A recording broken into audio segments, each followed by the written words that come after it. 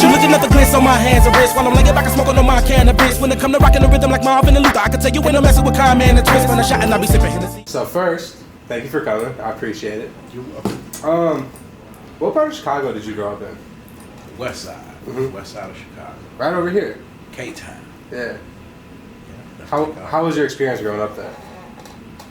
A little rough. You know, fun, but rough. You know, so this was before the technology was at the level that it is now. So it was fun.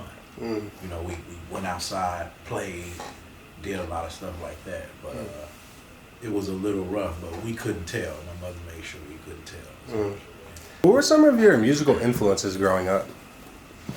Man, some of my musical influences growing up, there was a lot of them. Before rap, it was Michael Jackson, Prince, people like that. A few more people I just can't think of them right off the top. You know, Aretha Franklin, I See You Got Home. That's one of the great ones. People like Gladys Knight, Sade. You know, we just listening to all of these different type of artists. You know, Al Green, you know, Isley Brothers, people like that. Then once rap kicked in, I started to once I heard like "Don't Push Me, 'Cause I'm close." I'm like, oh, what's this? So I'm listening to rap, but once I heard like Run DMC, LL Cool J, Beastie Boys. Once I started to hear these type of artists, that's when it made me want to rap. Even like what actually made me want to rap was to the fullest. Like I was dabbling, but I was beatboxing mostly because I was loving the Fat Boys. And then here come Dougie Fresh Ass beatboxing and rapping. So I'm like, shit, I can't just beatbox now.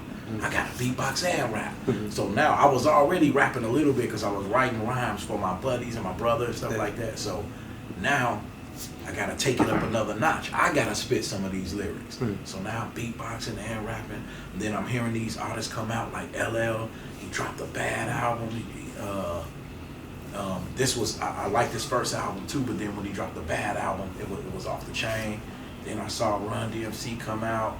When I heard people like KRS-One, man, it's a lot of them. I'm trying to Cool G rap. I said Rakim, right? Did I say Rakim? I don't think you did it. Yeah, Rakim. I would consider Rakim my favorite rapper of all time. It's like him and LL Cool J are like my favorite two rappers of all time. You know, so these are the artists that I came up. Beastie Boys too. I was loving their first album, License to Ill, all that. Yeah, that was the first CD I ever owned when I was probably like 5 years old. How was your experience at Collins High School? I was rapping mostly, you know, quiet guy, chilling out, into my art and into my music. You know, so I was drawing pictures. This was one of my hustles when I was younger, being able to draw portraits and different things. So I used to draw whatever was hot at the time.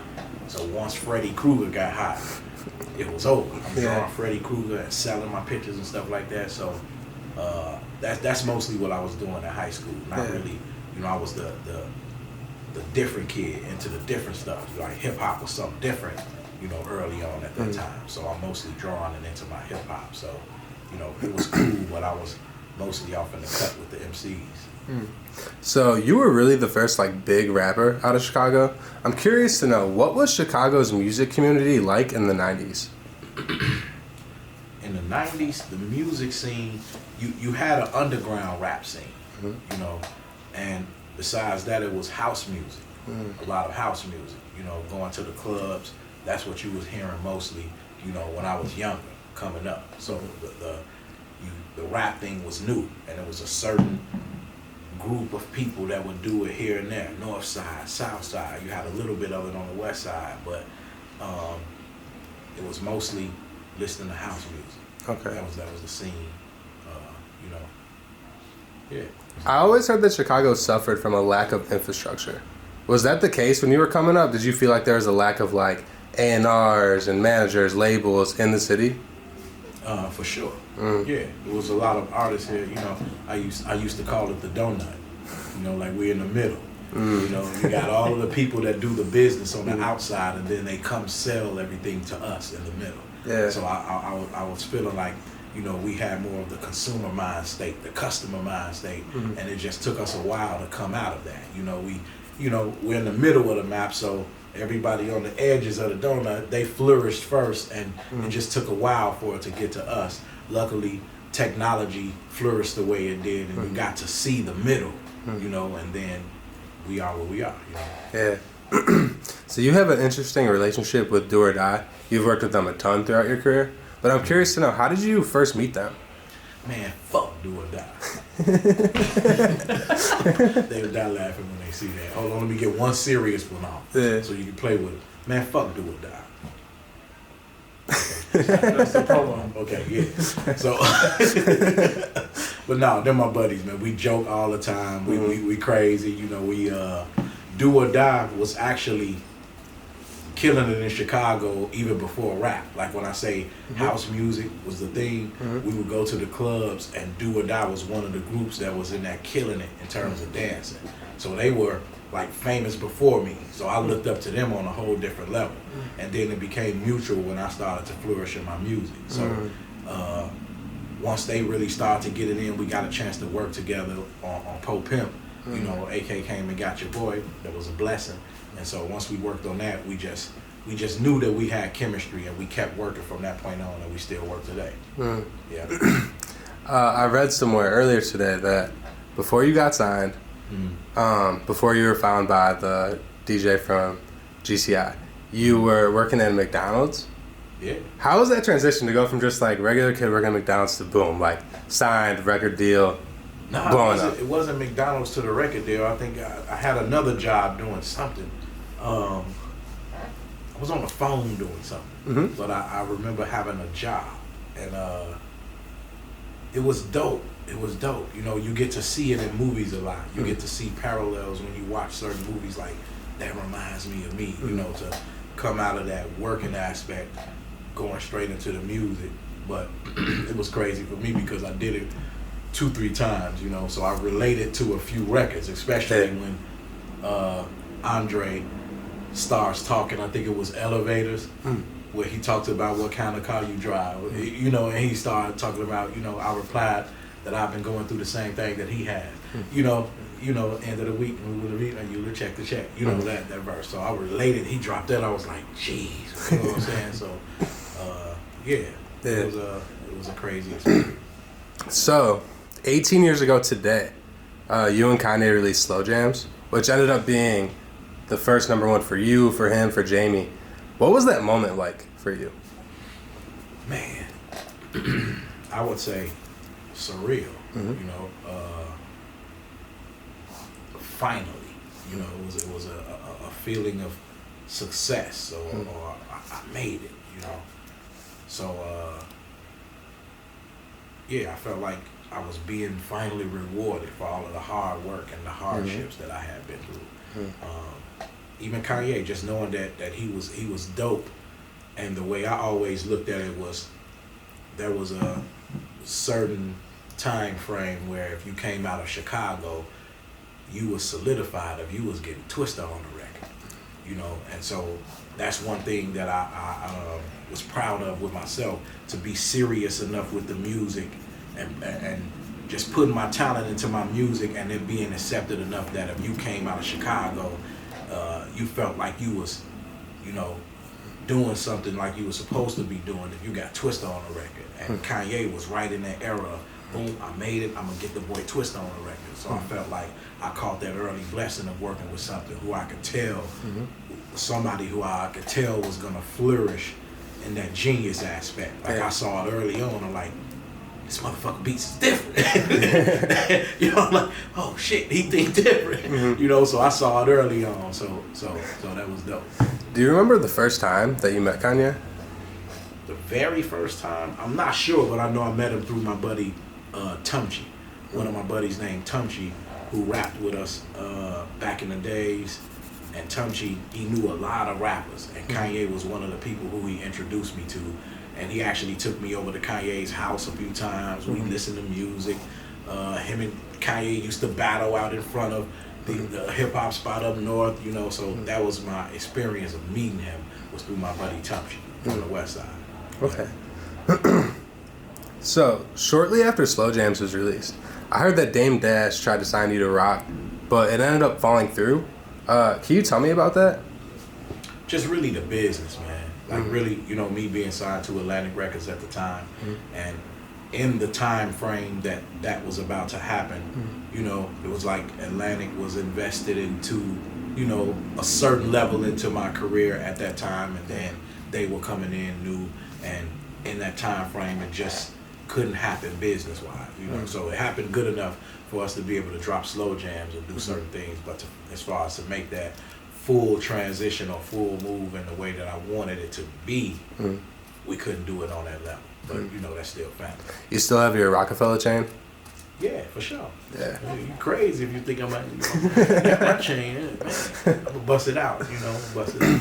So, one thing that I really appreciate about you, right, is you've given a ton of up-and-coming Chicago artists their first big look, right?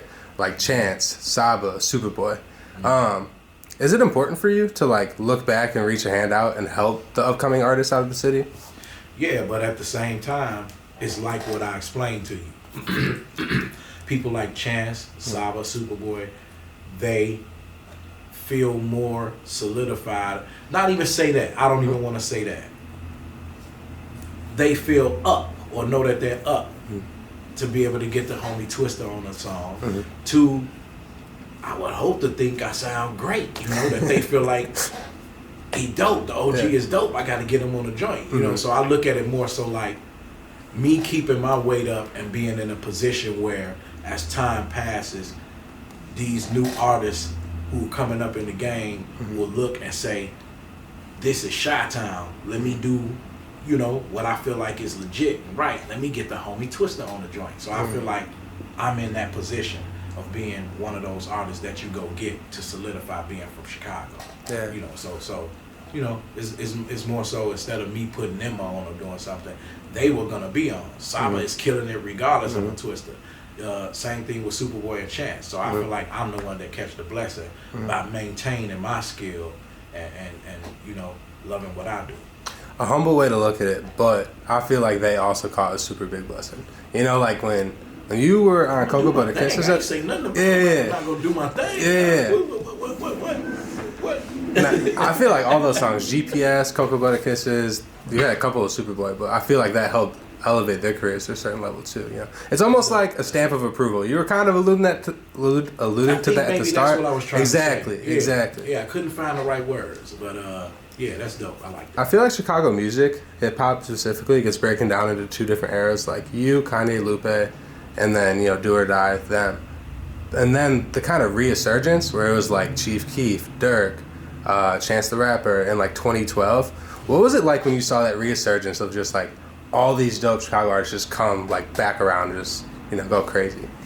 It was dope to me because you know, I felt like you got to see Chicago in a different light than you ever seen it because of you know, the way everybody else was able to hear music. So, you know, once you got on a laptop and you were able to show what you were doing in the house, now you got to see our urban community, our inner workings of what's going on, and that's when people like Chief Keef flourished. Because to me, Chief Keef came with a style and a vibe that when people saw it, to me, he made the whole industry shift towards him. So to me, once he came, that changed everything and made everybody kind of catch that Chicago vibe on the way we do music and everything. So it was dope when I saw people like him, Dirk, all of these new artists come out and do their thing. Chance, everybody, you know, all of the new artists.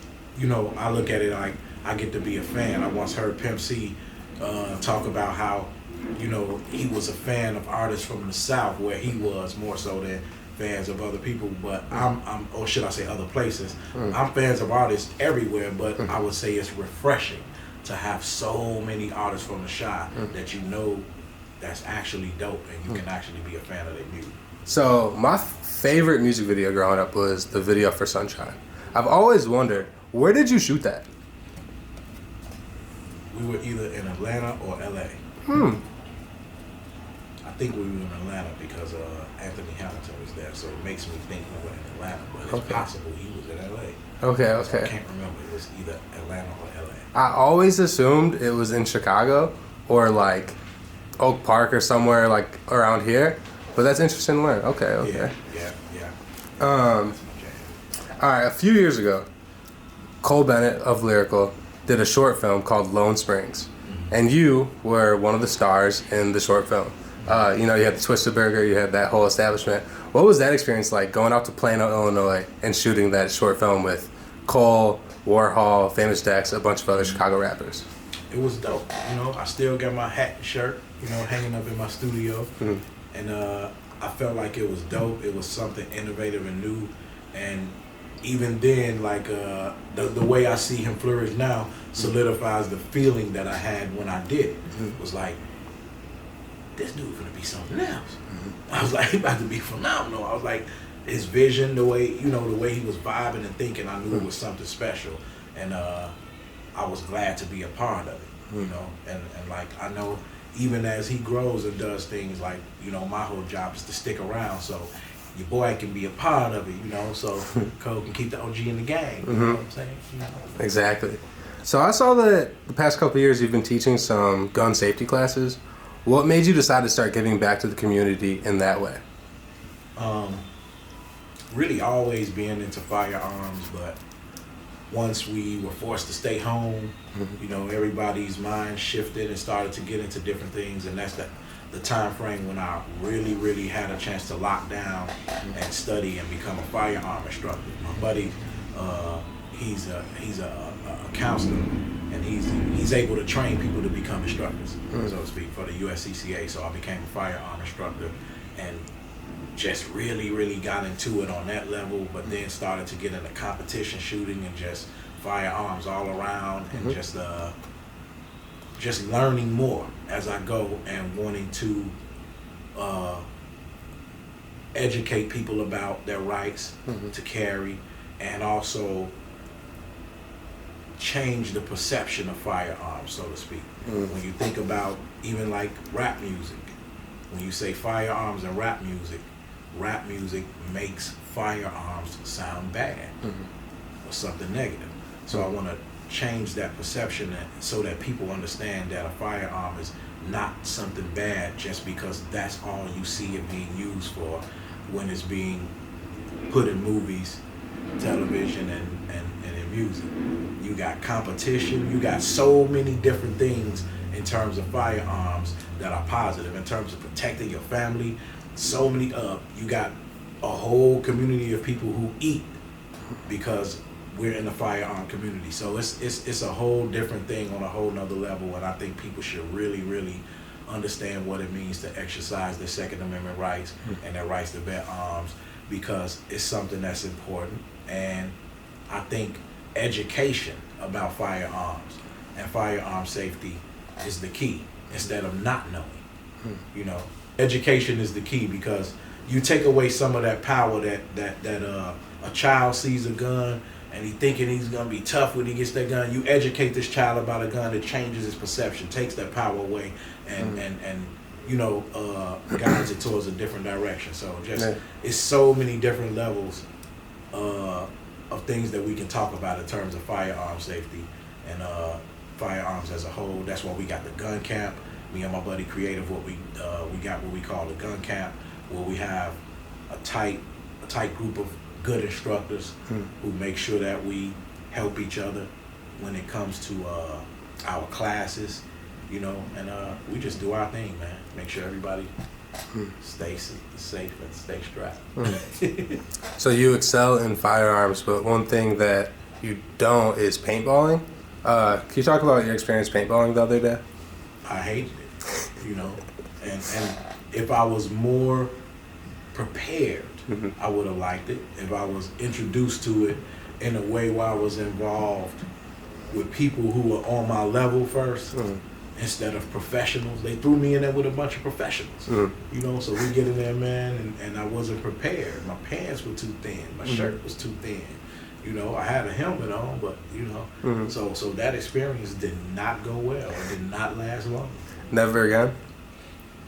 Probably so. I'll do it again, but now I know what to do. Layer up, baby. Yeah. Layer up so that you don't even feel it. All right, so there's always that conversation, right? Chicago doesn't have this, whatever Atlanta has. Chicago doesn't have this, whatever LA or New York has. What do you think is missing in Chicago's music community? More of the business side. You know, we got the music, but most of the major labels are set up. Distribution companies, things like that are set up. California, New York, you know, in the South. So I think in terms of major labels, distribution companies, we need some of these big corporate businesses in terms of music and entertainment to be in Chicago and the Midwest in general. And I think that's what's missing. Specifically from Chicago too. Like just, you know, like I used to say all the time, like this was before we had social media, and I used to do interviews. I would tell people the difference between a lot of you guys and us is you get to take a train to the record label. We have to take a plane to the record label. Like, do you know the difference? Like, you know, being able to take a train to knock on the office door or go do that interview or go to Yo MTV Raps or somewhere, as opposed to, you know, and then, you know, once we flourished and technology took a turn, we didn't have to do that no more. That's why I think we flourished. But now that people can see us, now we need that business here, you know. So that's what's missing, is big business. Yeah, absolutely. I agree. And then I guess the last question I have for you. So we're about to wrap up this year, but going into next year, what are some things that you're working on? What are some of your goals for next year? Next year, I'm working on a project, more than one project for musically and you know, the Twista brand as a whole. It's so different now. You can do so many things. So I'm working on music, but we're also working on some things with Gun Camp. And what I'm trying to do is mesh both worlds like you've never seen before. You know, I want to be able to rap about guns and firearms in a way that's totally different that you've heard, that can educate you and make you see it in a whole different perception. So I got the one project that I released for free called Shooter Ready, just to educate people a little bit and open their minds up to a whole new way of rapping about guns. But then at the same time, I'm working on this new project now. It's gonna be crazy, you know, it's gonna be crazy. And I got a bunch of young guys like you helping me do a bunch of things that I know nothing fucking about. And I listen and say, yeah, that's good. You know, so that's my thing, is following the youth, man. I make sure I follow the youth. And we're working on some musical projects. We're working on some visual projects. I got my man Toxic. We got Blockhouse Entertainment, Blockhouse Music. We doing some stuff through that. And man, I'm just busy, man. Yeah, staying busy and having fun doing what I'm doing.